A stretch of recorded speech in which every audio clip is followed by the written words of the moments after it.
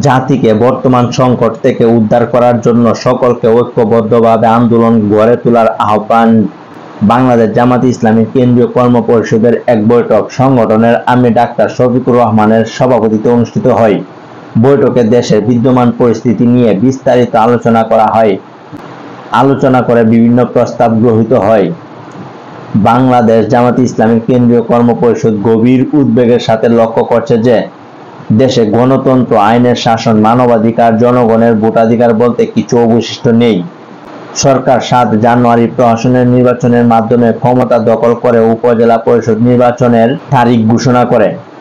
গত 8 মে অনুষ্ঠিত উপজেলা পরিষদ নির্বাচনে সরকারি দলের অভ্যন্তরীণ সংঘাত, সংঘর্ষ, গুলিবর্ষণ, ককটেল বিস্ফোরণের পর শতাধিক লোক আহত ও যানবাহন ভাঙচুর এবং ভোট কারচুপি ও অনিয়মের জড়িত থাকায় 3 জন প্রিজাইডিং অফিসার এবং 2 জন সহকারী প্রিজাইডিং অফিসারকে গ্রেফতারের ঘটনার মাধ্যমে জাতির সামনে আবারও প্রমাণিত হয়েছে যে দেশে অবাধ, সুষ্ঠু, নিরপেক্ষ ও অংশগ্রহণমূলক নির্বাচনের কোনো পরিবেশ নেই।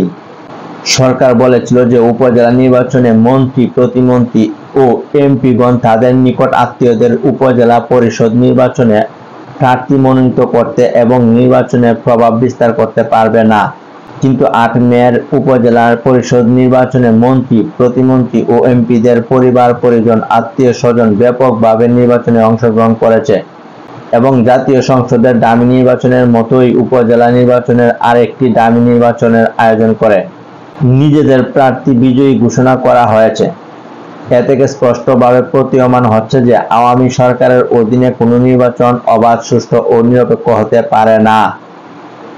কেন্দ্রীয় কর্মপরিষদ দৃঢ় অভিমত ব্যক্ত করেছে যে কেয়ারটেকার সরকারের অধীনে অবাধ, সুষ্ঠু ও নিরপেক্ষ নির্বাচনের মাধ্যমে জনগণের ভোটে সরকার প্রতিষ্ঠা ব্যতীত দেশে সুষ্ঠু নির্বাচনের কোনো পরিবেশ তৈরি হতে পারবে না।